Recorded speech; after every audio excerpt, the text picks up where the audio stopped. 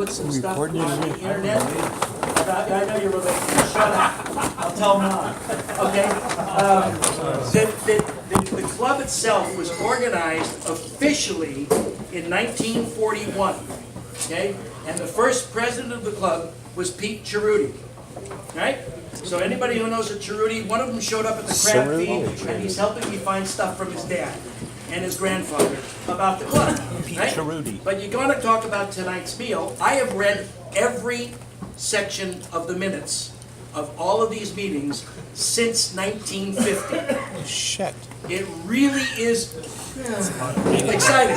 That's a lot of words. But one of the things that was absolutely proven by a first-hand comment from Don Perata that they used to meet in the basement of a house at 1025 Regent Street. Right. Okay? Now, in the minutes, they were taken by an Italian man. 1 week it was Mary Musso, 1 week it was Betty Musso. The next week it was somebody else Musso. But it was always 1025 Regent Street. And they talked about the fact that what they did is they took their tradition of meeting at a bar, which is on now what is now the Mandela Parkway in Oakland, and they would have bologna sandwiches and beer while they discussed what they were going to do with the club. Okay? Don has told that story. He remembers hearing those stories. He's not old enough to have been there, but he does remember the stories. The bottom line is, this is what these guys did. They would sit at the bar, they would talk about what they wanted to do, which at that point in time, and I'll be happy to deliver more information on this, was buy and sell property. Okay? They bought and sold property in Oakland, all over the Oakland area.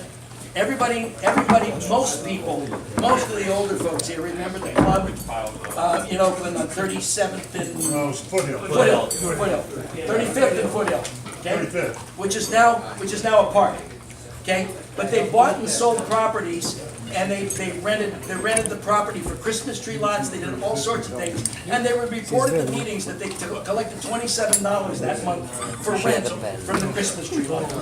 So, but the issue was they would get bologna sandwiches, free. Very Genovese, free bologna sandwiches at the bar, free bologna sandwiches with their 10-cent beers. And that's what they would have for dinner while they discussed what they were going to do as a club. That morphed into the official club establishing itself in 41. But we do have all of that tug-of-war stuff that I've shown before about the history of the club back to 1935. I spent an hour today in the Alameda Library looking at the 1935 Alameda Times-Star.